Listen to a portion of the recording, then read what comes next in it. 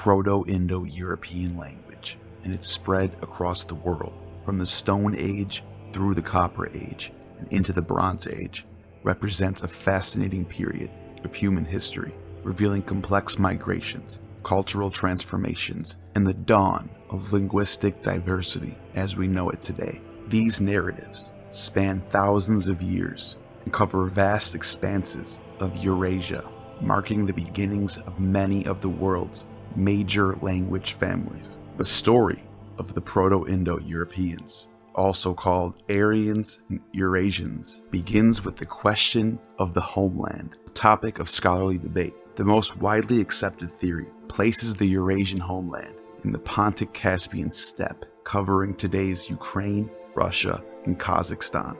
From this region, during the late Neolithic period, around 4500 to 2500 BCE, just after the cultivation of the vine and making wine was discovered by people from that same Black Sea region, known as the Caucasus, Colchis, and Armenia. The Eurasian people began their expansive journey in all directions, east, west, and even north and south. They travel as far east as India and as far west as the Atlantic Ocean. We know this due to several reasons. Culture, religion, and language are three of the biggest clues. For example, Meter in Proto-Indo-European is mother in English, Modar in Gothic Germanic, Meter in Ancient Greek, Matar in Persian, and Matar in Sanskrit, showing the close proximity of a language that stretches all the way from one ocean to the other, showing how far and wide the Eurasian people spread. That's just one example of many. Pitar in Sanskrit, which is father in English, comes from the Proto-Indo-European Feter. Brater in Sanskrit, which is brother in English, comes from the Proto-Indo-European Breter. Even cultic religious terms like Sehek, which means holy or sanctified, like sanctus or sankio. The word hagios in Greek, which also means sacred, is cognate with the Sanskrit yachios, hence the Yajurveda, or worship knowledge, coming from the Proto-Indo-European hayag, and the Sanskrit word soma, cognate with the Persian haoma, is a sacred drink that is incognate with the Germanic word for God, gota, coming from Proto-Indo-European word gehu, to pour, libate, or invoke. This also shows evidence that religion itself may come from psychedelic potions and ritual use.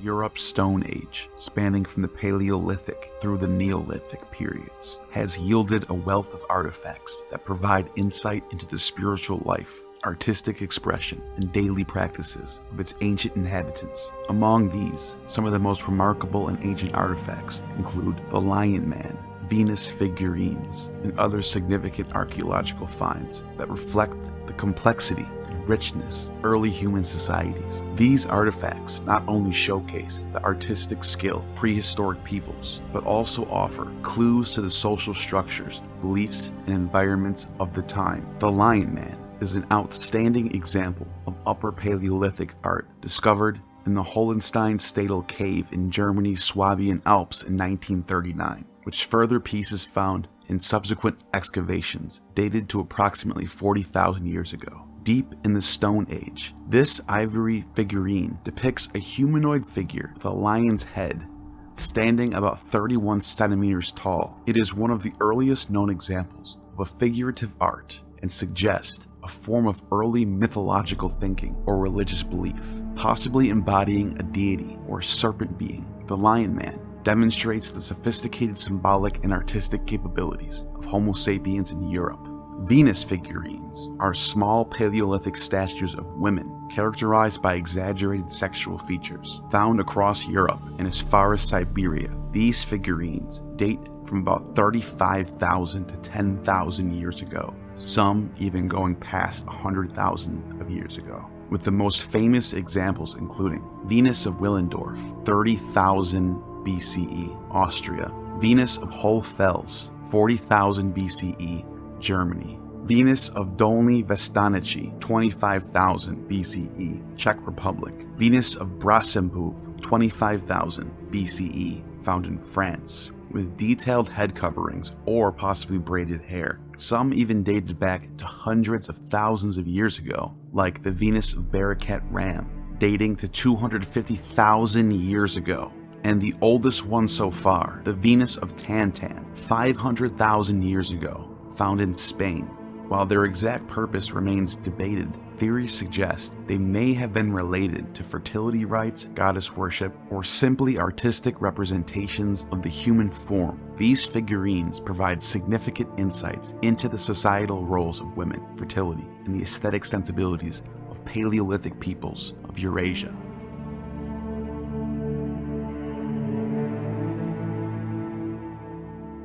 While not in Europe today, Göbekli Tepe, possibly the oldest advanced religious megalithic structure on the planet, dated to at least 10,000 BCE in the Stone Age, and was once occupied by the same Proto-Indo-Europeans who inhabited Anatolia, which is modern-day Turkey, only named after the Turks in the 14th century conquered the region. Long ago, places like Cappadocia and Phrygia, and as far back as the Hittites, who are Proto-Indo-European speakers, inhabited these lands and left huge underground cities. These underground cities were so large and complex that the people inhabiting them could have survived catastrophic events happening above ground for years at a time, with rooms for cattle, water chambers, and enough space for the entire clan to live underground till conditions are safe. The location of this region in Cappadocia is eerily close to the spot where Noah was said to have landed the ark, leading some to suspect that this place draws allegorical comparisons to Noah's Ark. Cappadocia,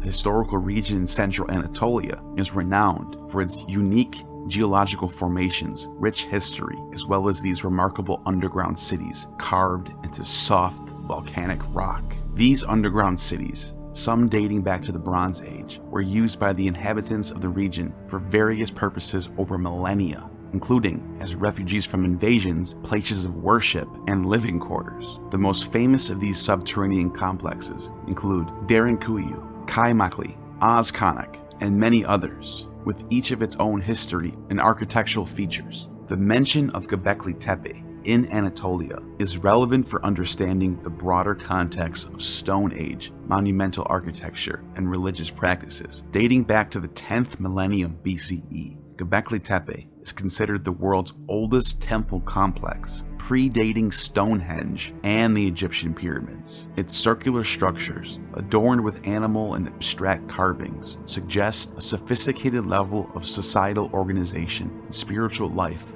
among early Neolithic communities. The primary purpose of the underground cities was to provide protection against invaders and harsh wealth conditions. Throughout history, the region of Cappadocia faced invasions by numerous groups, including Persians, Arabs, and Mongols. But these tunnels were carved by the people before them, the Indo-Europeans who built them, passing down their knowledge of them to the Cappadocians and Phrygians. The cities could be sealed from the inside with large stone doors, making them virtually impregnable. They included everything needed for extended stays, such as ventilation, shafts, water wells, storage rooms, kitchens, stables, chapels, and more. Derinkuyu is the largest and most famous underground city in Cappadocia, extending to a depth of approximately 60 meters, about 200 feet, and capable of housing as many as 20,000 people, along with their livestock. It includes all the amenities of an underground metropolis, such as wine and oil presses, schools, and chapels. Derinkuyu is connected to other underground cities through miles of tunnels. Kaimakli, another extensive underground city, is known for its well-organized layout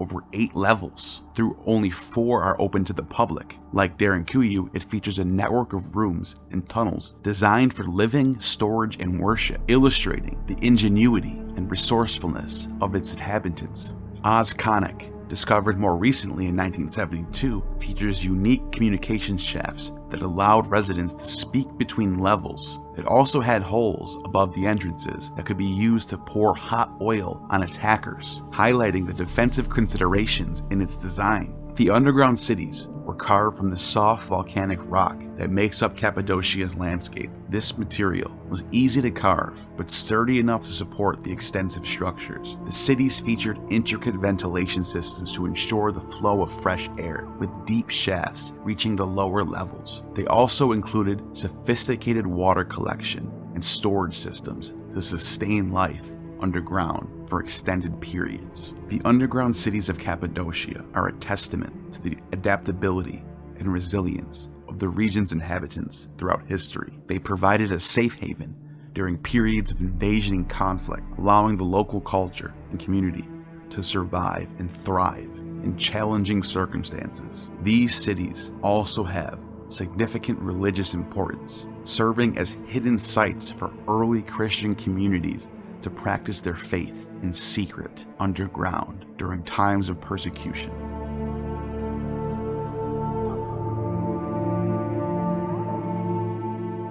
Across Europe, the Neolithic period saw the construction of dolmens and megalithic structures, such as those at Karnak, France, and the stone circles of Stonehenge, United Kingdom, which tracks the sun through the solstices and equinoxes. Dating from around 4000 BCE to 2500 BCE, these structures were likely used for religious or ceremonial purposes, including burial sites, temples, astronomical observations. They reflect the advanced engineering skills and cosmological interests of Neolithic societies of ancient Europe.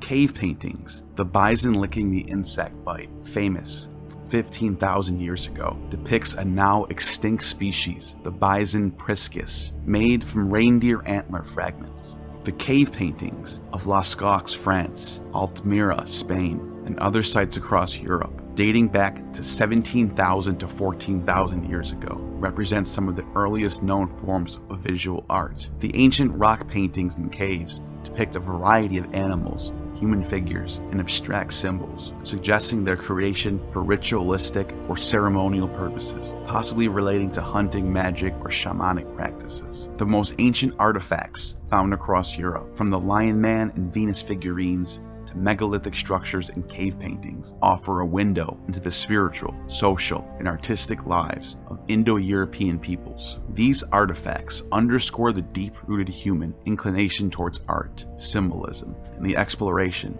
of metaphysical concepts long before the advent of written history.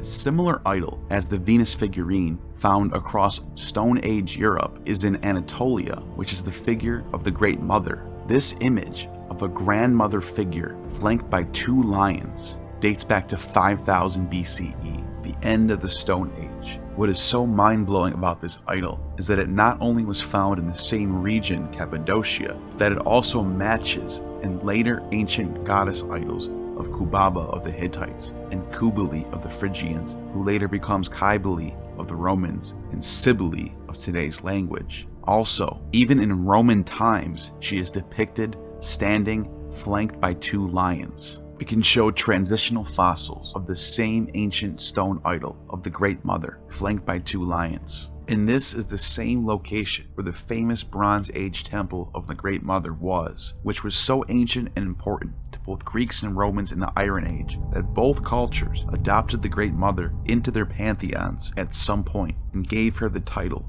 Mother of the Gods, and synced her to several other goddesses, especially Rhea of the Greeks, but also Isis of Egypt. The Greek bard Pindar, 518 BCE to 438 BCE, and the Dithyramb, which begins with these words. In earlier times, there marched the lay of the Dithyrambs, long drawn out. He then mentions the hymns sung in honor of Dionysus, but in the ancient and later ones, then passing down from these says, to perform the prelude in thy honor, great mother. The whirling of cymbals is at hand, and among them also the clanging of castanets and the torch that blazeth beneath the tawny pine trees. Even in Pindar's time, it was inconceivable how ancient the Great Mother was. He bears witness to the common relationship between the rites exhibited in the worship of Dionysus among the Greeks and those in the worship of the Mother of the Gods among the Phrygians, for he makes these rites closely akin to another. Later, Roman historian Livy, in the 1st century BCE, writes about a prophecy from the Sibylline oracle that said that to defeat Hannibal and the Carthaginians,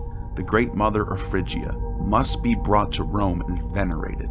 In 204 BCE, the Romans obtained an ancient statue of Cybele, Phrygians, and brought it to Rome. In 203 BCE, Hannibal abandoned the struggle in Italy to defend North Africa, and he suffered a devastating defeat at the hands of Scipio at Zama. The following year, Rome would go on to conquer not only Carthage, but the entire Mediterranean world by 63 BCE, when Pompey and Caesar were nearly unstoppable against their foes after Sulla and Marius paved the way. The Romans, also descended from Proto-Indo-Europeans, would bring the Stone Age Great Mother into the Common Era, and she would even go on to be a major influence on Christian theology of the Theotokos, Mother of God, Mary veneration in early Christianity.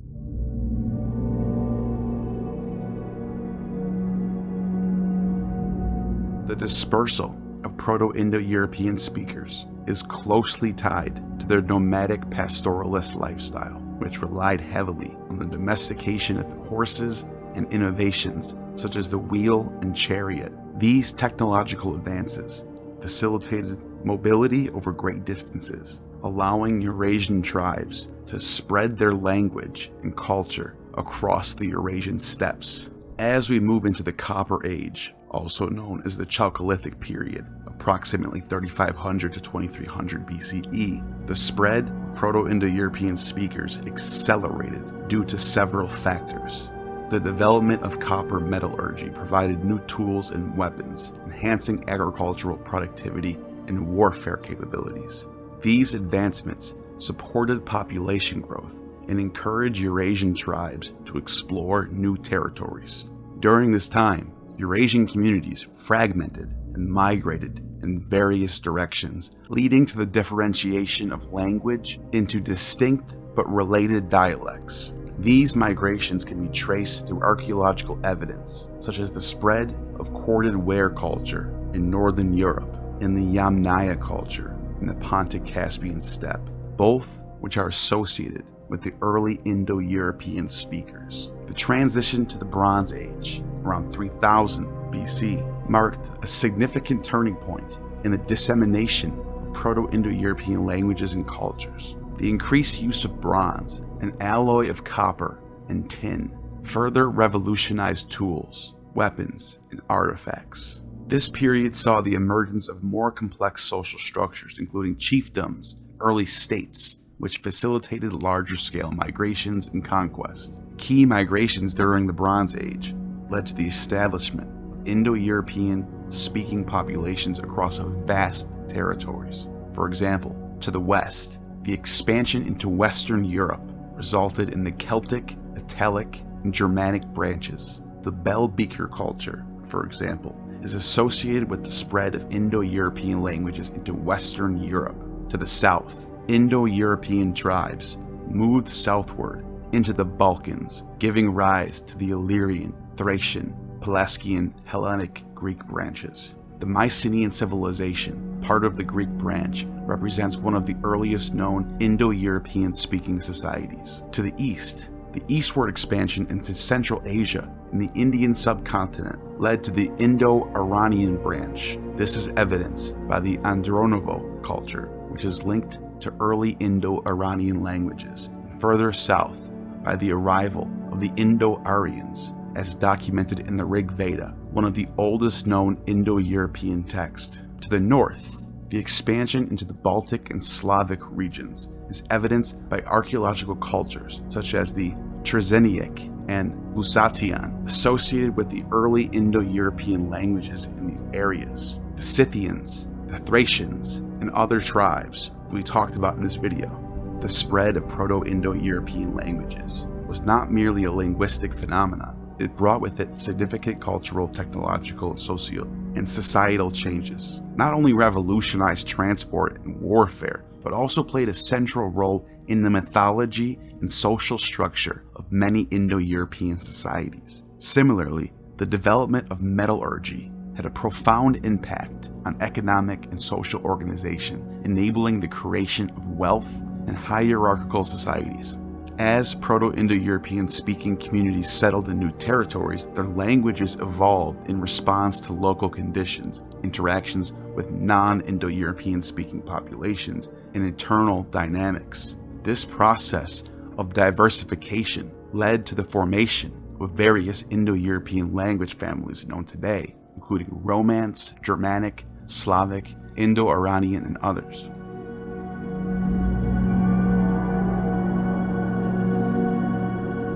Linguistic studies, including comparative linguistics and phonology, have traced the development of these languages back to their Proto-Indo-European roots, offering insights into the prehistoric movements and interactions of Eurasian peoples.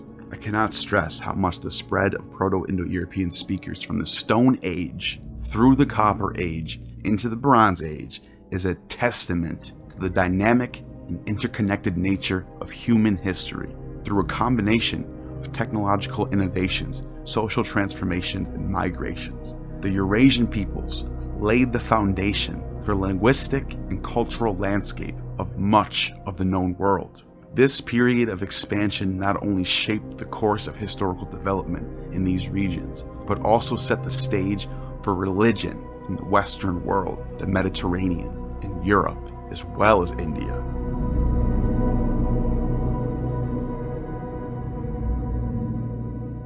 The ancient Vedic religion, foundational to later Hinduism, and ancient European pagan religions, including those of the Greeks, Romans, Celts, and Germanic tribes, share a common ancestry in the Proto-Indo-European religion. This shared origin provides a fascinating lens through which to compare these diverse spiritual traditions, tracing how they evolved from a common source into distinct religions that have shaped the cultural and spiritual landscapes of the respected regions. The Eurasian people, living in the Eurasian steppe around the 4th millennium BCE, practiced a religion that laid the groundwork for the complex mythologies, rituals, and pantheons of the Vedic and ancient European religions. The Proto-Indo-European religion, reconstructed through linguistic studies and comparative mythology, featured a pantheon of gods associated with natural phenomena, a focus on sacrificial rituals,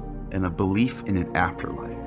As Eurasian tribes migrated and settled in various parts of Eurasia, their religious practices adapted to local conditions, evolving into the Vedic religion on the Indian subcontinent and various pagan religions in Europe.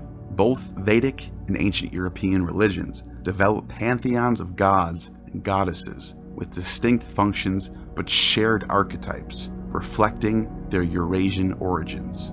For instance, the Vedic Indra, a warrior god associated with rain and thunder, parallels the Norse Thor and the Greek Zeus, all of whom wield thunderbolts and fight cosmic battles. The Vedic fire god, Agni, finds echoes in the ancient European hearth goddess, Hestia, as well as the god Vulcan or Hephaestus, though the former is more actively involved in rituals, and the latter more symbolic presences.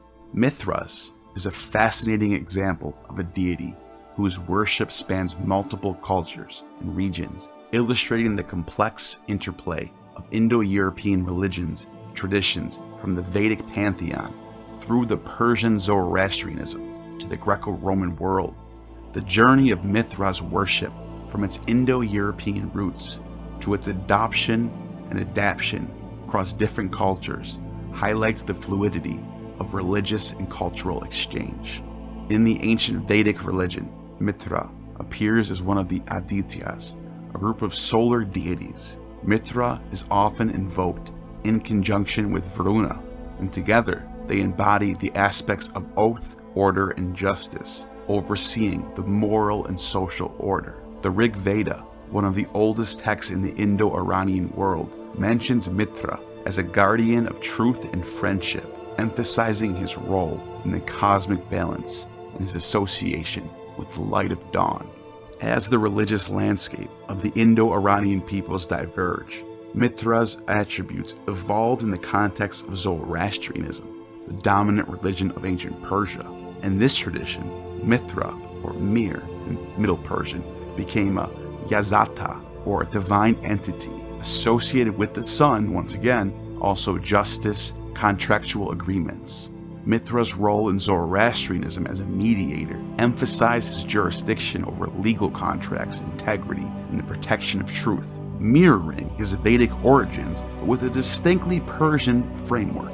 The worship of Mithra in Persia likely retained elements from earlier Indo-European traditions, possibly dating back to, as far as we know, in the Stone Age, emphasizing continuity despite the evolution of his divine attributes. Mithra's significance in Persian society is evident in the surviving inscriptions and religious texts, such as the Avesta, which detail his function and place within Zoroastrian pantheons. Mithras worship in the Greco-Roman world, known as the cult of Mithras or Mithraism, represents a further adaptation of this deity's worship, incorporating elements from Persian Zoroastrianism and local Roman religious traditions. Mithraism emerged in the Roman Empire around the 1st century BCE, after Pompey the Great defeated the Cilician pirates, who were Mithraists, taking a lot of them in and making them into legions. They flourished until the 4th century of the Common Era, when Christianity became the religion of the Romans. The Roman Mithras was a god of contracts, protector of the empire, and was associated with the sun,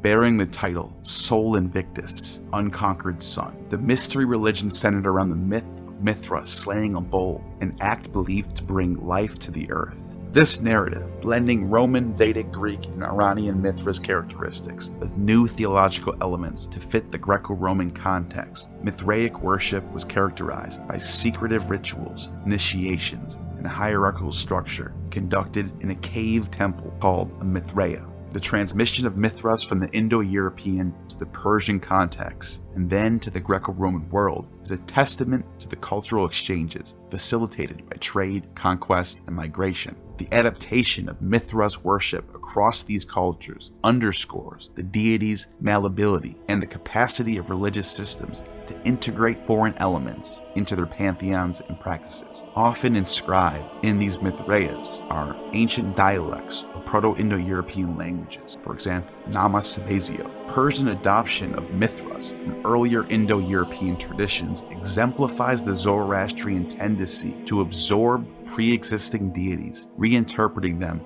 within a monotheistic or henotheistic framework that's centered on the worship of Ahura Mazda. This process allowed Mithras to retain aspects of his original character, while assuming new roles and significance in Persian society. The figure of Mithras serves as a bridge between the Vedic, Persian, and Greco-Roman religious traditions, embodying the shared heritage and divergent paths of Indo-European spirituality. His evolution from a Proto-Indo-European god to a Vedic deity of oaths and friendship to a Zoroastrian Yazata of the sun and justice, and finally a Roman god of soldiers in the empire, illustrates the dynamic nature of religious syncretism and the enduring influence Indo-European mythological motifs across time and geography. The figure of Prometheus, primarily known from Greek mythology as the titan who defied the gods to bring fire to humanity, has a traceable origin in Proto-Indo-European mythology as a specific deity or hero, with an identical narrative as the god who opposes the Devas, leads the Asuras like Ahura Mazda in Persian texts, and who was known as the god of forward thinking and technology. Hence the Greek prefix pro, before, plus metheus, intelligence, thus meaning forethinker. He was sometimes identified and swapped out with Hephaestus, the metallurgy craftsman god, identified with Roman Vulcan and Egyptian Ptah. For example, in some myths about the birth of Athena, it is Hephaestus who swings the axe that opens Zeus' head, allowing Athena to come out as a butterfly. And in other versions of the exact same myth, it is Prometheus who swings the axe. However, These gods, Prometheus and Hephaestus, appear in stories together as the plays of Aeschylus' trilogy and Hesiod's Theogony works in days. Prometheus is separated from Hephaestus. In Prometheus Bound, as well as the Roman elegies in Latin, Prometheus is bound to a Scythian cliff, which is a clear nod to Prometheus as his own deity imported by the Europeans from the Black Sea region. The fact that Prometheus is a Titan who opposes the Olympians has a deep connection to Eastern religions that also stem from the Indo-Europeans, such as the Aryans, Medes, and Indus people. In the Vedic religion, Prometheus is the devil, the opposer. These priesthoods probably stem from a time when they oppose each other, leading to the strata of Titans and Olympians, who are also called daimons, laying a foundation for the angels and demons dichotomy. And Hermes is an angel of Zeus, or messenger of Zeus, who is sent by Zeus to take care of Prometheus. The Persians rejected the devas, or daemons, and worshipped the Titan gods, who they called asuras. In the Far East, this same Deva versus Asura dichotomy, or daimon versus Titan dichotomy, is present. Mitra Varuna, just at the center of this dichotomy, two gods who are hyphenated like Janus, is the head of Saturn and Diana, a Titan and an Olympian. This god is associated with the Greek Ion and is central to the later Mithraic religion of Rome, and is a time god like the Persian Zorvan. The Hindus worship the Devas and reject the Asuras. This is why they have a pantheon similar to the Greeks and Romans, with the tyrannical sky father at the helm, who was called Dies Pitar, which is cognate with Zeus Pater and Jupiter, all meaning sky father. This god is later known as Indra in Vedic text, and then finally assumes the form of Vishnu and comes as human form of Krishna. This is due to Vedic religion being a religion of Deva worship. The word Deva and Daimon are cognates in the Proto-Indo-European language, and both are translated as mundane gods.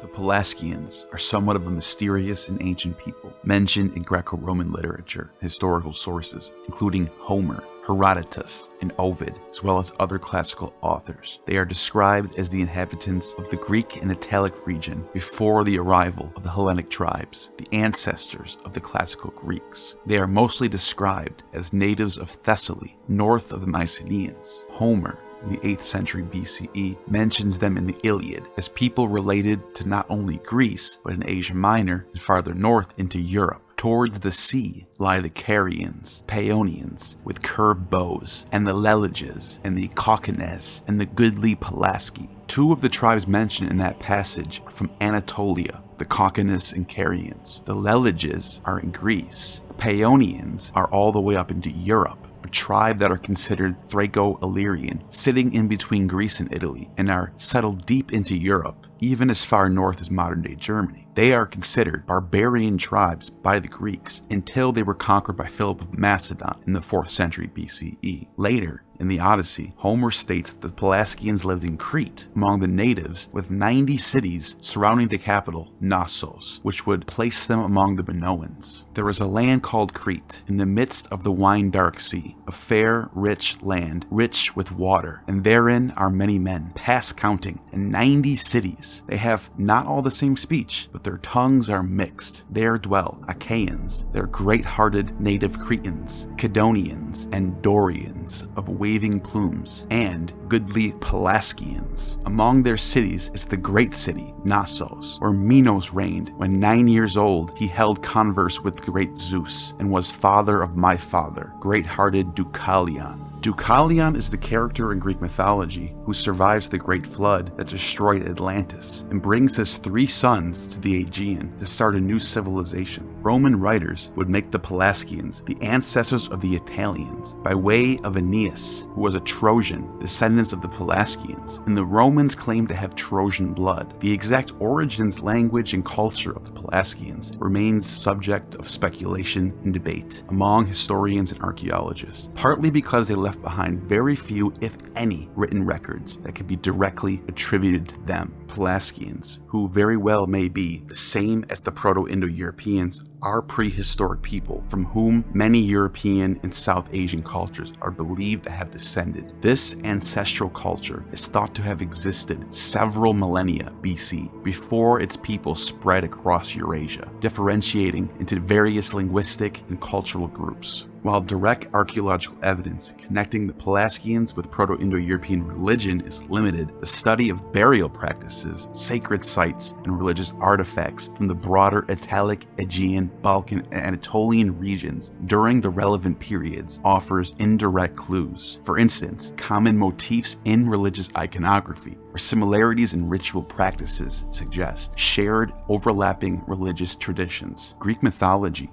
and literature, which occasionally reference the Pelasgians, might preserve echoes of pre-Hellenic religious beliefs and practices that have roots in Proto-Indo-European traditions. For example, certain deities or mythological themes present in Greek religion that are considered older or more primitive might trace back to these earlier inhabitants and their religious worldview. The ancient gods of the Greek and Roman pantheons and those found in Vedic traditions of India share common roots in these ancient Proto-Indo-European myths, reflecting shared themes, functions, and characteristics that can be traced back to the beliefs of the Eurasian peoples. These similarities are a result of the common linguistic and cultural heritage that spread and diversified as Indo-European speaking peoples migrated across Eurasia.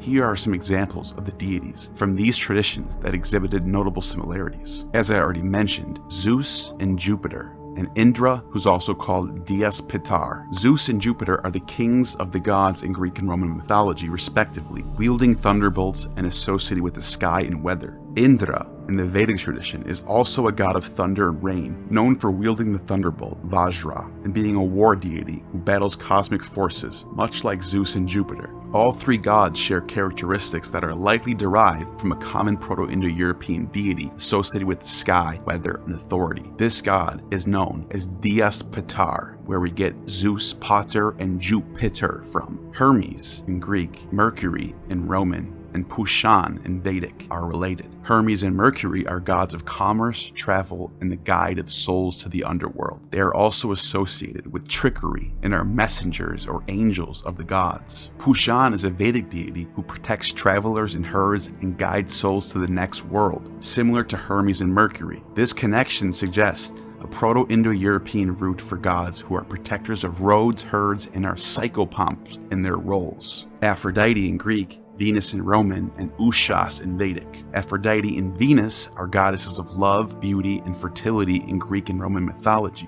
Venus is also a dawn goddess, the morning star. Venus is whose light is the last seen before daylight. Ushas is a Vedic goddess representing the dawn, often praised for her beauty and vitality. And while not a direct equivalent of Aphrodite or Venus in terms of domain, the thematic linkages of femininity, beauty, and vital forces suggest a common Proto-Indo-European motif of a revered female deity embodying life and attraction. There's also Eos, the goddess of dawn, who is also linguistically connected to Ushas. She is the original dawn goddess. Demeter in Greek, Ceres in Roman, and Aditi in Vedic are all connected as well. Demeter and Ceres are mother goddesses of agriculture and grain and the fertility of the earth in the Greek and Roman mythologies. Aditi is a Vedic goddess considered the mother of all the gods, the Adityas, and associated with the boundless fertility of the earth. Though the functions are not identical, the concept of a motherly earth goddess nurturing life is a theme likely rooted in the Proto-Indo-Europeans. We see these Mother Earth traits in Gaia and Kybele as well. The god Agni in Vedic culture has two counterparts in Western myths, Hestia in Greek, Vesta in Roman, as well as Vulcan and Hephaestus in Roman and Greek. Hestia and Vesta are goddesses of the hearth, home, and family in Greek and Roman mythology, embodying the sacred fire at the heart of communal and domestic life. Agni is a god of fire in Vedic traditions, crucial to sacrificial rites, and the protector of the home, like Vesta and Hestia. Although Agni is a male and more directly associated with fire itself than Hestia or Vesta, the centrality of the hearth and fire and rituals in the protection of community in the home hints at a common Eurasian origin for deities overseeing fire and its vital role. Vulcan and Hephaestus, the Greco-Roman gods of metallurgy and craftsmanship from the Greeks, Romans, as well as Ptah of the Egyptians. Agni is also known to be the god who makes weapons for the gods in his sacred forge, just as the gods Vulcan and Hephaestus do. The gods Shiva and Dionysus are related as well. Both Shiva and Dionysus are etymologically connected through the Black Sea region, where Dionysus was called Sabazius. Franz Cumont, classical philologist, points out that Saba is cognate with Shiva through the Proto-Indo-European word Shaba. The ancient historian Megasthenes from 320 BCE traveled to India with Alexander the Great and wrote that Shiva was the Eastern Dionysus. These parallels extend beyond the deities themselves, influencing myths, rituals, societal structures that reflect shared Indo-European heritage.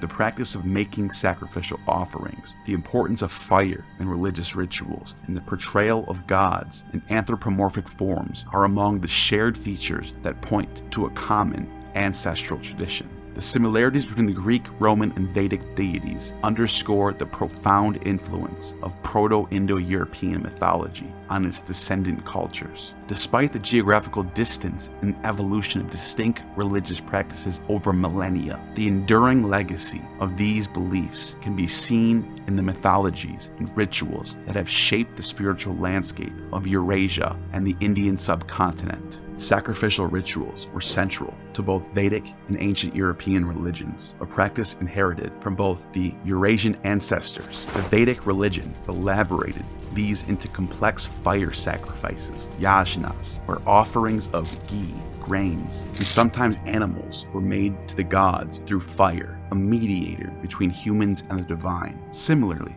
in ancient European traditions, offerings to the gods included animal sacrifices, such as the horse sacrifices to Odin in Norse mythology, or the various sacrifices performed in Greek and Roman temples. These rituals served to maintain cosmic order, Rita in Vedic, or Mora in Greek, and ensure the prosperity of the community.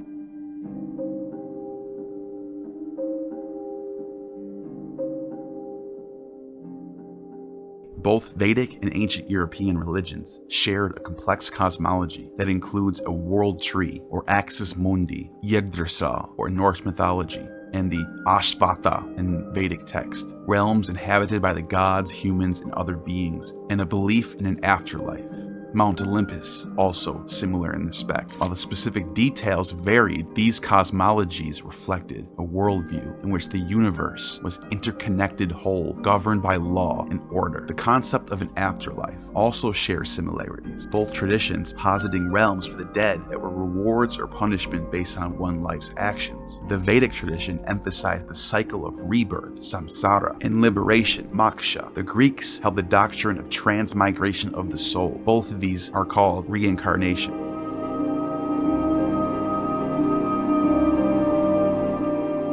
The social structures of societies practicing Vedic and ancient European religions were both influenced by their religious beliefs, with a special role carved out for a priestly class, the Brahmins in Vedic society, and the Druids among the Celts, for example. These priests were custodians of religious knowledge, responsible for performing rituals and maintaining the connections between the divine and the human world. This reflects the Proto-Indo-European society's emphasis on sacrificial rituals and the central role of the priesthood in mediating between gods and humans. Over time, both the Vedic and ancient European religions underwent significant transformations influenced by internal developments and external interactions. The Vedic religion evolved into classical Hinduism, integrating local traditions and philosophical insights, while ancient European religions were eventually supplanted or transformed by Christianity. However, traces of the ancient religions persisted in folk practices, myths, and cultural motifs, demonstrating the enduring legacy of the Proto-Indo-European religious tradition. The comparison between the ancient Vedic and the religion of ancient Europe reveals a shared heritage that has blossomed into a rich diversity of spiritual traditions. Despite their divergent paths, these religions retain common elements that hark back to their Proto-Indo-European roots, including a pantheon of deities with similar functions, the importance of sacrificial rituals, a complex cosmology, and the role of a priestly class. This shared shared ancestry highlights the interconnectedness of human societies and the ways in which cultural and spiritual practices evolve over time, adapting to new environments while retaining core elements of their original tradition.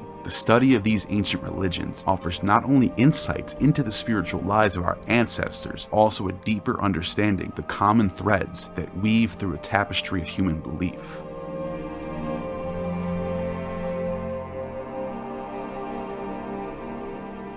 The Thracian religion, polytheistic and animistic belief system, played a central role in the lives of the Thracian people, an ancient group that inhabited the southeastern Balkans in areas now part of Bulgaria, Greece, and Turkey. This ancient religion, which predates the arrival of Christianity in the region, was characterized by its rich mythology, rituals, and deities, many of which were synchronized with the gods of the Greek and Roman pantheons. Although the Thracians did not leave behind written records of their religious practices, information has been gleaned from Greek and Roman sources, archaeological findings, and the study of regions' folklore. Central to the Thracian religion were the numerous deities that governed the natural phenomena, human endeavors, and the afterlife. Among the most revered was the hero god Zelmaxis, or Zamaxis, who was believed to ensure the immortality of the soul and was sometimes identified with the Greek god Dionysus. Another important deity was Bendis, the goddess of the moon and the hunt, who was associated with Artemis in Greek religion. And the Thracian horsemen, also known as the heroes, depicted in numerous reliefs and artifacts, symbolized a god of the afterlife and was a protector of the community. Thracian religious practices were deeply intertwined with nature and the agricultural calendar. Rituals often involved animal sacrifices, offerings of food and wine, and ceremonial feasts. Festivities were held in honor of the gods, seeking their favor for fertility, victory in war, and protection from natural disasters. Sacred places for these rituals included open-air sanctuaries, mountain peaks, and specially constructed tombs, which were lavishly decorated with frescoes depicting religious scenes. The Thracians also practiced oracular rituals, seeking divinations from the gods regarding the future. These rituals were conducted by priests or priestesses who entered trance-like states, often induced by music, psychedelics, dance, and the consumption of intoxicating beverages. The answers received from the gods were interpreted and relayed to the supplicants, guiding them in their decisions. The Thracians held a strong belief in the afterlife, as evidenced by their elaborate burial practices. Tombs were constructed to resemble houses, indicating a belief in a life beyond death that continued in a manner similar to the earthly existence. Grave goods, including weapons, jewelry, pottery, were buried with the deceased, intended for use in the afterlife. This practice suggests a belief in the soul's journey to another world where it would need the objects that had been important in its earthly life. The interaction of Thracian tribes with Greek and Roman civilizations led to significant syncretism in religious practices and beliefs. Thracian deities were often identified with those of the Greek and Roman pantheons, and the incorporation of Greek and Roman religious elements into Thracian worship was common. This syncretism facilitated the integration of Thracian society into the broader Hellenistic and Roman worlds, but it also makes it challenging for historians to distinguish purely Thracian religious elements from those borrowed from neighboring cultures.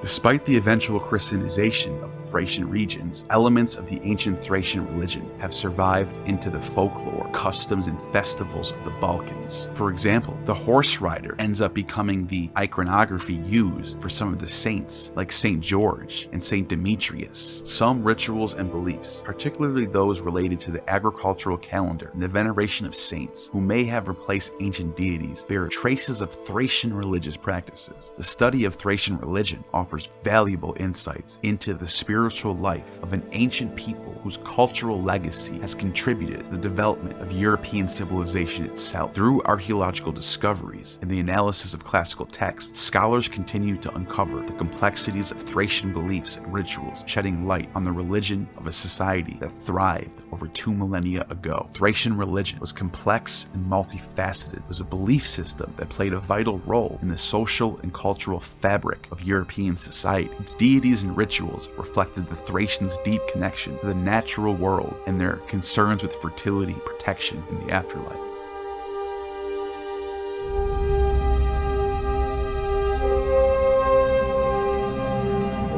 Scythian religion, practiced by the nomadic Scythian tribes that roamed the vast steppes of Eurasia from around the 9th century BC to the 4th century of the Common Era, is a fascinating subject that intertwines mythology, nature worship, ancestor veneration. The Scythians, known for their skills in horseback riding and archery, left behind a legacy that has been pieced together through archaeological finds, the writings of ancient Greek historians, and comparative studies with the beliefs of later Turkic and Mongolic peoples. The Scythian pantheon was rich and varied, with deities that oversaw different aspects of nature and human endeavor. The primary gods included Tabiti, the queen of the gods, often associated with the hearth and fire. The Hindus of India had a goddess named Tabiti as well, same name as the prior Scythian, goddess of the Tapti River in India, and she was the goddess that brought warmth to the world. Both Scythian Tabiti and Hindu Tabiti come from the Proto-Indo-European name Tapiati, which is still preserved in the Avestan language, which means burning one.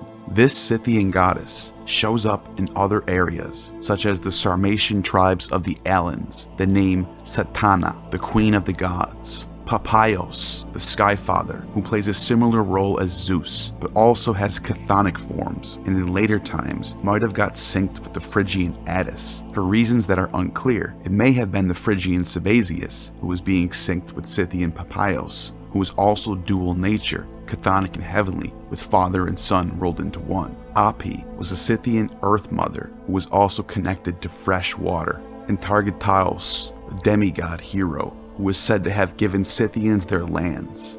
The myth of Targetaos involves an ancient Indo-European story that involves Targetaos stealing cattle. This is possibly the oldest surviving myth in world history by some experts, and at the very least, one of the oldest to survive. The reference to Heracles driving the cattle Geryon also reflects the motif of the cattle-stealing god widely present among Indo-Aryanic peoples, which is also reflected in the legend of Mithra as a cattle-stealing god. Due to this, the Greek author Herodotus of Halicarnassus identified Targetava with Heracles in his writings.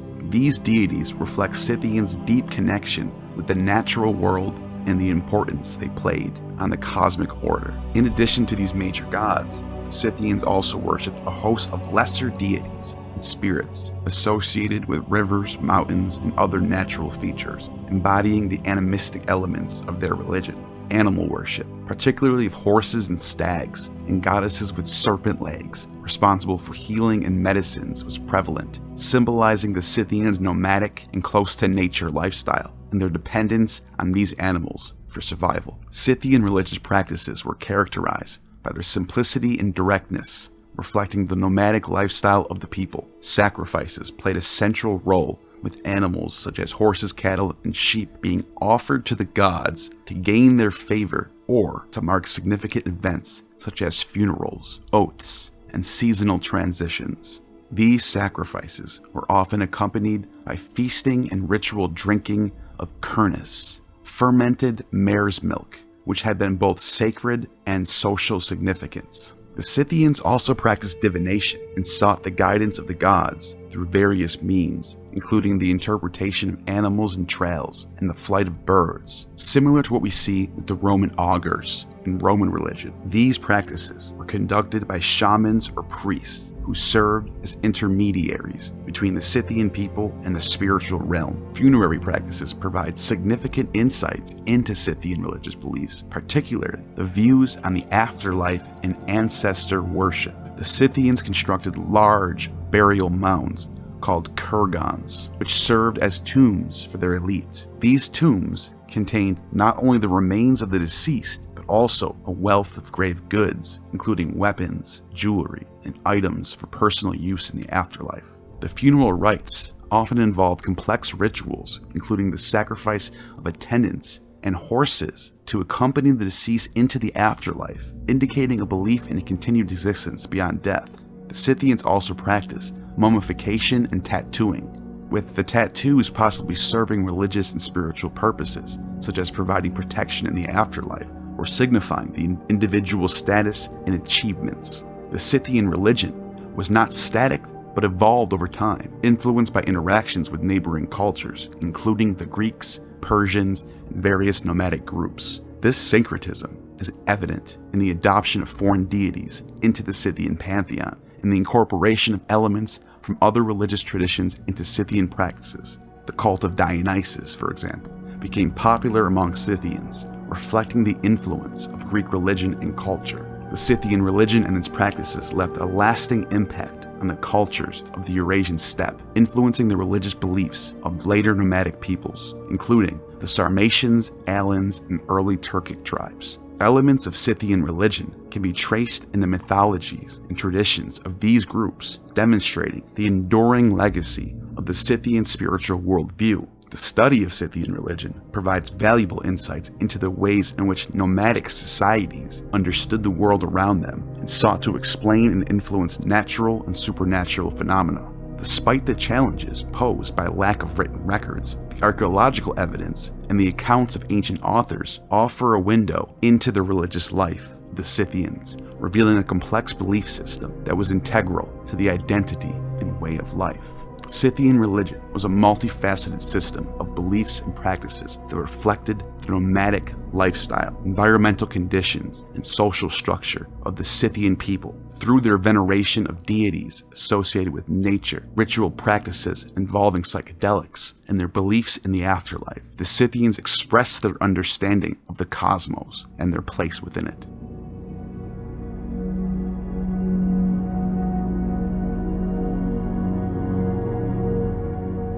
Ancient Slavic paganism, deeply rooted in the natural world and the cycles of life, represents a complex tapestry of beliefs, rituals, and deities that were central to the Slavic peoples of Eastern Europe before the widespread adoption of Christianity. This polytheistic and animistic belief system dates back as far as we can document Slavic religion and offers a glimpse into the spiritual life, cultural practices, and worldview of the ancient Slavs. While direct historical sources are scarce due to the oral nature of these traditions and the later Christianization efforts which sought to supplant pagan practices, archaeological findings, linguistic studies, and the writings of contemporary observers provide insights into this rich spiritual heritage. At the heart of ancient Slavic paganism was a pantheon of gods and goddesses, each overseeing aspects of nature, human activity, and the cosmos.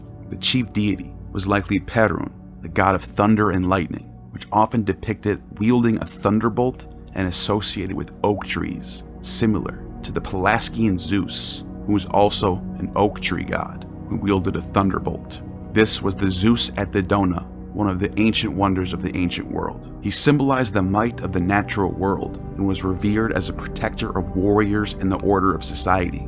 Opposite Perun stood Veles, the god of the underworld, cattle, commerce, and the arts, symbolizing the chthonic forces and often depicted as a serpent or dragon in conflict with Perun, reflecting a fundamental cosmic dualism. Other significant deities included Svarog, the sky god and celestial smith, Dasbog, the sun god, Makash, the goddess of fertility, protector of women, and Lada, the goddess of love and beauty. Each deity had a specific domain, and their worship was integrated into the daily lives and seasonal cycles of the Slavic people, reflecting their dependence and reverence for the natural world. The pantheon itself shows many similarities to the Greek and Roman pantheons, as well as the Indian pantheons, showing direct connections to the Proto-Indo-European roots of all of these pantheons. Slavic pagan rituals were closely tied to agricultural calendars, marking the changing seasons, sowing and harvest times, and other natural cycles.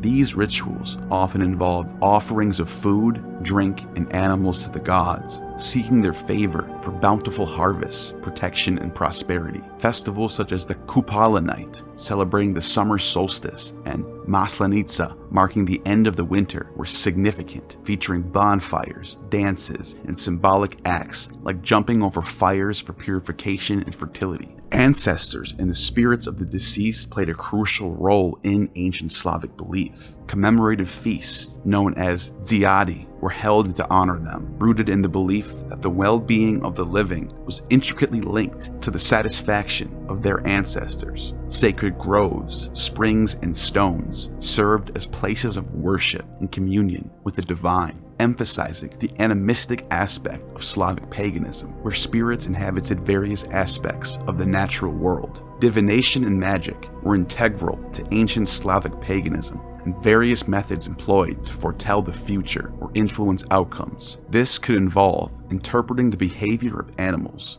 once again, the flight of birds, like we see with the Roman augurs, or the patterns of thrown bones or stones. Sorcerers and wise women, known as Volkve or Veduni, played pivotal roles in Slavic communities, offering guidance, healing, and protection through their knowledge of magical practices and herbal remedies.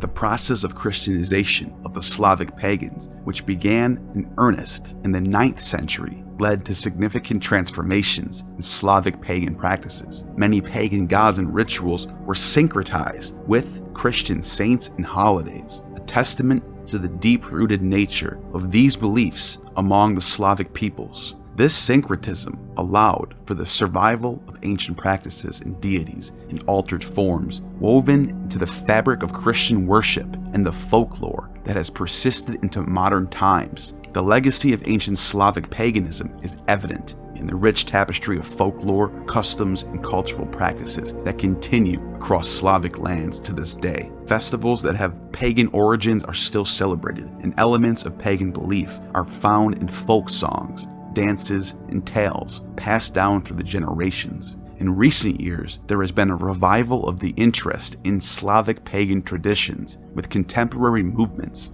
seeking to rediscover and celebrate this ancient spiritual heritage. Ancient Slavic paganism presents a multifaceted and deeply interconnected system of beliefs and practices that reflect the Slavic people's profound connection to the natural world and their attempts to understand and influence the forces shaping their lives. Through the worship of a rich pantheon of deities that's rooted in the ancient Indo-Europeans, the observance of rituals marking the cycles of nature and the veneration of their ancestors, the ancient Slavs forged a spiritual worldview that has endured and evolved, leaving a lasting impact on the cultural and spiritual landscape of Eastern Europe.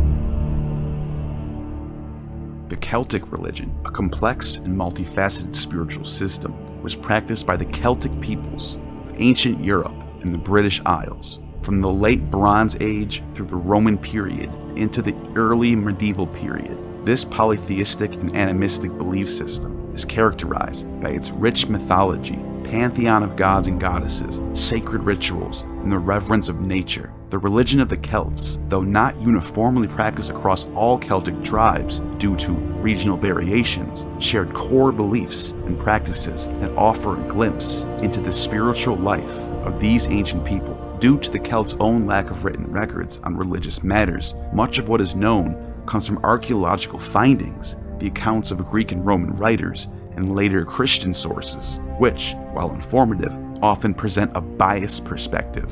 The Druids, the priesthood of the Celts, acted as mages but also as doctors, in control of healing and religious matters. At the heart of Celtic religion was a diverse pantheon of deities, each with their own domains, attributes, and stories. These gods and goddesses were closely tied to the natural elements and phenomena, reflecting the Celts' deep reverence for the natural world. The chief god, often recognized, was the Dagda, known as the good god, for his powers over life, death, and agriculture. His attributes included a cauldron of abundance and a club that could kill or give life. Morrigan, a goddess of battle and fate, often represented in a trio of aspects, symbolized the sovereignty of the land and the inevitability of death. She is likened to the goddess Athena and Minerva, but also, in some areas, Persephone, Demeter, and Hecate, maiden, mother, and crone. Another prominent deity was Lu, associated with craftsmanship, light, and kingship. Lu, being the light bringer, is associated with Lucifer of the Romans and Phosphorus of the Greeks, as well as Apollo, all being gods of light. Lu, however, is portrayed as a warrior, king, and master craftsman and a savior. Like the god Saturn, he is a god of harvest and agriculture, as well as oaths and contracts, like Mithras. Lu is a member of the Tuatha De Danann, a tribe of gods known as the folk of the goddess Danu. The Tuatha De Danann are frequently portrayed as a mix of kings, sages, druids, poets, warriors, sorcerers, and artisans endowed with magical abilities. They reside in the underworld, yet they engage with the human realm and its inhabitants. These beings are linked to the Steppe, significant old burial sites like Bru Naboyne, considered gateways to the realms of the otherworld. The goddess Danu, who they are descended from and follow, is the Great Mother who created the cosmos and the world. The god Lu was not originally a member of the Tuatha De Danann, and when he tried to join them, he offered his services as a wright, a smith, a champion, a swordsman, a harpist, a hero, a poet, a historian, a sorcerer, and a craftsman, but each time is rejected, as they already had someone with each of those skills. When Lu asks if they have anyone with all of those skills simultaneously, the doorkeeper has to admit defeat, and Lu joins the court and is appointed as the leader of the Tuatha De Danann. Lu, however, is not the only Celtic god linked with Apollo. Belinus is an ancient Celtic deity of the sun, healing, and music, as well as oracular prophecy, and is also identified with the Greek god Apollo. The poet Pindar stated that the Hyperboreans, who are the people of the deep north, worshipped Apollo and probably had Celtic Belinus in mind when he wrote this verse. Neither by ship nor on foot could you find the marvelous road to the meeting place of the Hyperboreans. Once Perseus, the leader of his people, entered their homes and feasted among them, when he found them sacrificing glorious hecatombs of donkeys to the god. In the festivities of those people and in their praises, Apollo rejoices most, and he laughs when he sees the erect arrogance of the beasts. The muse is not absent from their customs. All around swirl the dances of girls, the lyres' loud chords, and the cries of flutes. They wreath their hair with golden laurel branches and revel joyfully. No sickness or ruinous old age is mixed into the sacred race. Without toil or battles, they live without fear of strict nemesis, breathing boldness of spirit. Once the son of Danae went to that gathering of blessed men, and Athena led him there. He killed the Gorgon and came back bringing stony death to the islanders, the head that shimmered with hair made of serpents. Pindar, Pythian Odes. Furthermore, Plato talks about a man named Abaris the Hyperborean, a Celtic druid who was said to have been initiated and taught by Pythagoras himself. Later Celtic legends write about Abaris as one of the earliest druids, further connecting the Celts to the Hyperboreans. Hecataeus of Abdera also wrote that the Celts had on their island Celts, a magnificent sacred precinct of Apollo, and a notable temple which is adorned with many votive offerings and is spherical in shape. Hecataeus of Abdera. Some scholars have identified this temple with Stonehenge due to its grand spherical shape and the fact that Druids at Stonehenge venerated the solstices and equinoxes at this site, and makes it a perfect fit for Apollo or Belinus worship. Stonehenge, built in prehistoric times, located in modern-day Wiltshire, England, is one of the world's most famous prehistoric monuments. It is particularly renowned for its alignment with the movements of the sun, and therefore Apollo, which has led to widespread speculation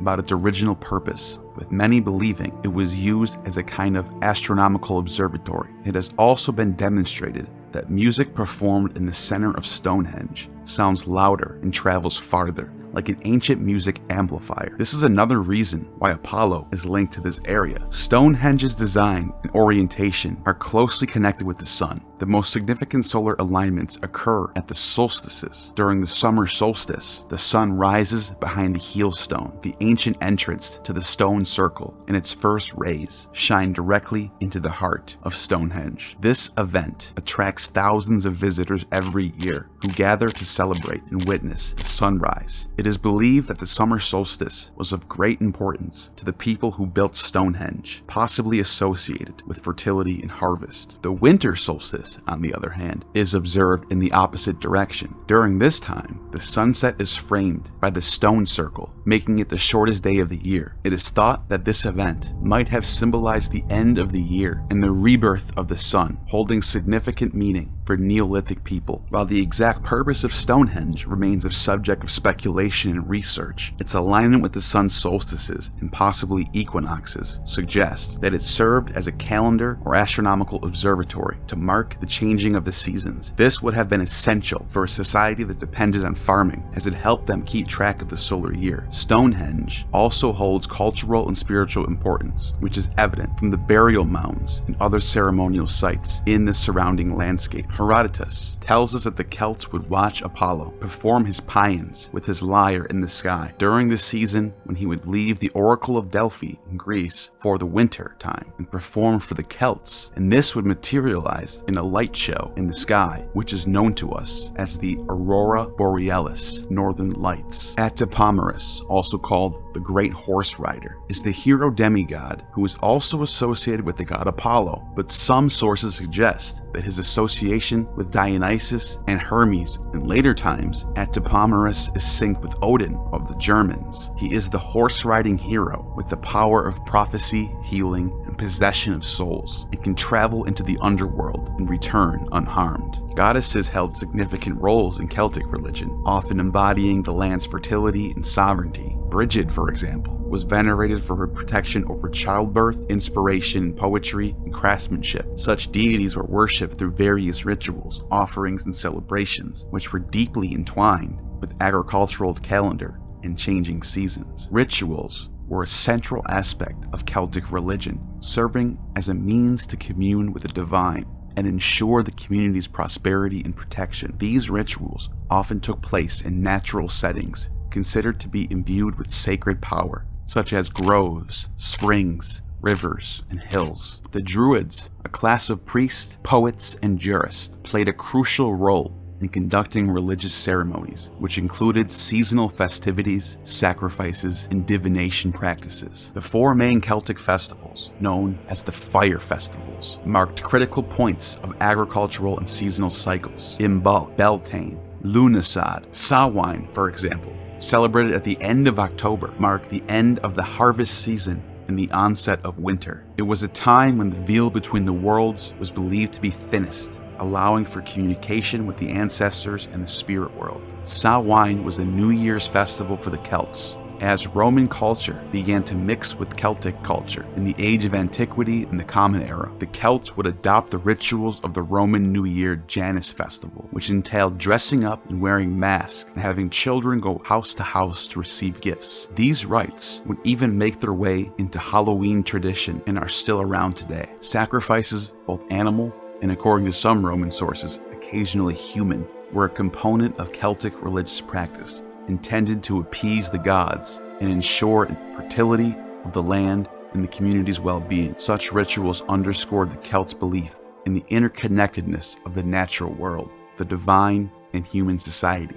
The Celts viewed the landscape around them as alive and infused with spiritual significance. Rivers, trees, especially the oak and yew, springs, and certain animals were revered as manifestations of the divine or as dwelling places of deities. The concept of Nemetan, a sacred space or grove, highlights the importance of natural settings in Celtic worship. These places served as open-air sanctuaries where rituals and gatherings were held, emphasizing the animistic aspect of Celtic religion that saw the divine in all aspects of the natural world. With the Roman conquest of Celtic lands and the spread of Christianity, Celtic religion underwent significant transformations. The Romans, following their practice of Interpretatio Romano, identified Celtic gods with their own deities, leading to a syncretism that both preserved and altered the original Celtic beliefs and practices. The subsequent Christianization of Celtic lands from the 5th century onward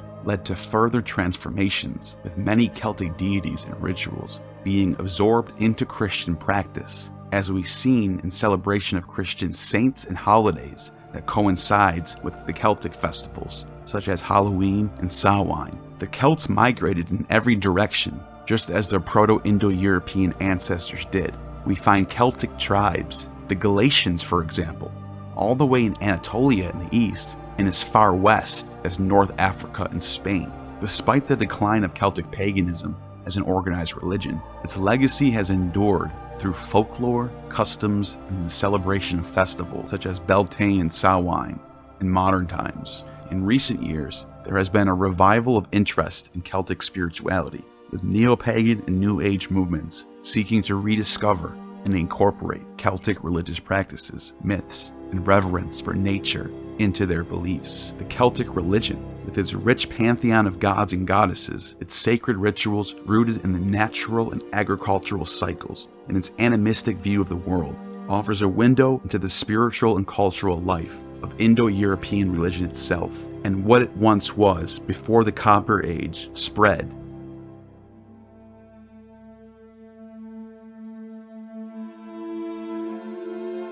Closely related is the Germanic pagans, who lived just east of the Celts. The religion of the ancient Germanic peoples during the Bronze Age, a period extending roughly from 2300 to 500 BCE in Northern Europe, presents a complex tapestry woven from archaeological findings, comparative mythology, and later historical accounts. While direct written evidence from the Bronze Age is scarce, insights into their spiritual life can be gleaned from burial sites, artifacts, and the comparative study of later Germanic texts and folklore. This religious tradition, characterized by polytheism, animism, reveals a deeply interconnected worldview that blended the natural environment, societal values, and cosmic order into a coherent spiritual practice. The Norse Germanic pantheon of the Bronze Age, while not documented in contemporaneous sources, likely consisted of precursors to the gods and goddesses known from later Norse and Germanic mythology.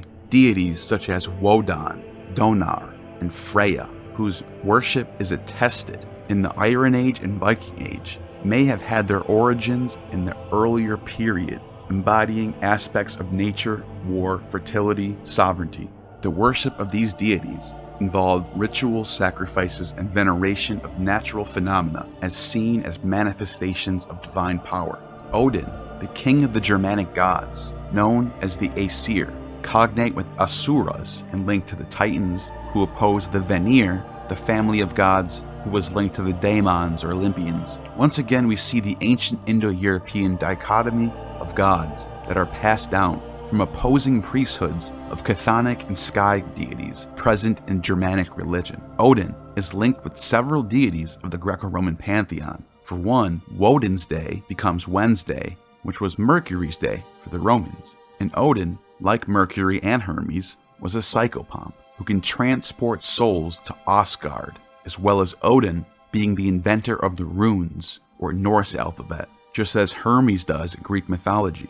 Odin is also depicted with a helmet of wings like Mercury is depicted, but Odin has other aspects of his character that link him to other deities. Like the god Apollo, Odin is the god of music and prophecy, and he sends ravens to people for oracular purposes. We see this exact same raven oracle system with Apollo, who is also the god of music and prophecy. Another aspect of Odin is the Saturnian Dionysian aspect. He is the All-Father who is sacrificed for mankind like Saturn, the father of Thor, who is the Sky Father, like Saturn is the father of Zeus, the Sky Father. Odin has the power to possess and take over souls through divine mania, an obvious Dionysian connection. Odin's name means frenzy, and Dionysus is literally the god of the frenzy. This makes Odin a very powerful god who deserves respect in the world of mythology. The Germanic goddess Eostre, who is probably linked to Freya and Aphrodite due to all of them being dawn goddesses named for the month of April, and she becomes the name of the Christian festival for Easter. When Jesus resurrects at the spring equinox, Eostre shows up in the writings of Saint Bede as the origins for the name of the month and thus the name of the Easter festival. Ritual practices of the Bronze Age Germanic peoples are inferred from archaeological sites such as the bog bodies and deposits in sacred lakes and bogs, which suggest offerings to the gods or ancestors, possibly as part of fertility rites or in supplication for successes in war or agriculture. The significance of the sun chariot found in Trundhold, Denmark, indicates a solar cult with the sun playing a central role in their cosmology and religious calendar. This artifact, depicting a disc interpreted as the sun being drawn by a horse, underscores the importance of solar cycles in agricultural societies and may have been part of rituals celebrating the changing seasons. Ancestor worship played a crucial role in Bronze Age Germanic religion, as evidenced by elaborate burial mounds, grave goods, and ceremonies designed to honor the dead and secure their favor. These practices suggest a belief in an afterlife where the deceased continue to influence the living world. The construction of monumental burial sites, such as the passage graves and dolmens scattered across northern Europe, serve both as tombs and places of worship, where rituals could be performed to ensure well-being of the community by appeasing ancestral spirits. The animistic aspect of Bronze Age Germanic religion saw the presence of spirits and divine forces in all elements of the natural world. Sacred groves, springs, rocks, and trees were often the sites of veneration and ritual, believed to be dwelling places of gods or spirits. These locales were central to the practice of Germanic paganism, serving as natural temples where individuals and communities could engage with the divine. The reverence for certain animals, particularly those associated with deities such as the boar, horse, and raven, also reflects the animistic belief in the spiritual significance of the natural world. While the use of runes is primarily attested in later Iron Age, the symbolic motifs found on Bronze Age artifacts such as the sun cross, swastikas, and ship images, suggest a rich symbolic language through which Germanic peoples express their cosmological ideas and religious beliefs. Similar symbols found in Vedic cultures in India of swastikas and sun crosses are present, showing the connections of the Indo-Europeans across the continents. Even the earliest Greek and Etruscan vases show abundance of sun wheels and swastika-like images. These symbols, found on rock carvings, jewelry, and weapons, may have served both magical and religious purposes, offering protection, ensuring fertility, and representing the cyclical nature of life and the cosmos. The Germanic religion of the Bronze Age was not static but evolved over time, influenced by interactions with neighboring cultures such as the Celts, Balts, and Roman Empire. These exchanges led to a degree of syncretism, where elements of one culture's religion was integrated into another's. The eventual spread of Roman influence and later Christianization would significantly transform the Germanic religious landscape, though many pagan practices and beliefs persisted, adapted into new religious framework, or surviving in folk traditions. The religion of the Bronze Age Germanic peoples, while only partially understood, laid the foundation for the rich tapestry of Norse and Germanic mythology and religious practice known from later periods. The archaeological and mythological remnants of this era continue to inspire interest and reverence, with the revival of pagan traditions and neo-pagan movements seeking to reconnect with these ancient spiritual practices. The religion of the Bronze Age Germanic peoples offers a fascinating glimpse into the spiritual life of ancient Northern Europe. Through the veneration of deities and ancestors, the sanctification of the natural world, and the use of symbolic motifs, these ancient communities articulated a worldview that saw the divine in every aspect of the natural and human order. Despite the scarcity of written records, the archaeological and mythological legacy of the Bronze Age provides a window into the beliefs of the Indo-European people as a whole when we compare them with the Hindus and Celts living west and as far east of the Germans and Slavic people.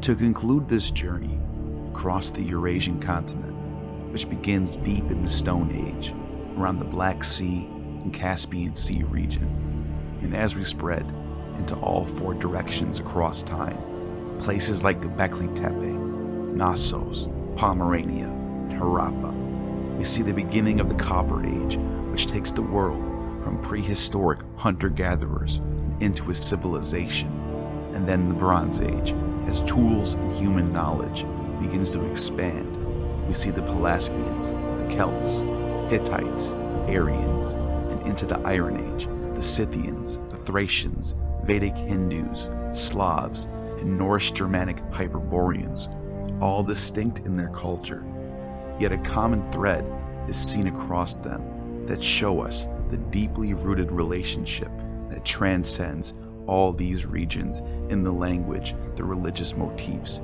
the pantheons, and the artistic expressions that remind us how connected the world is.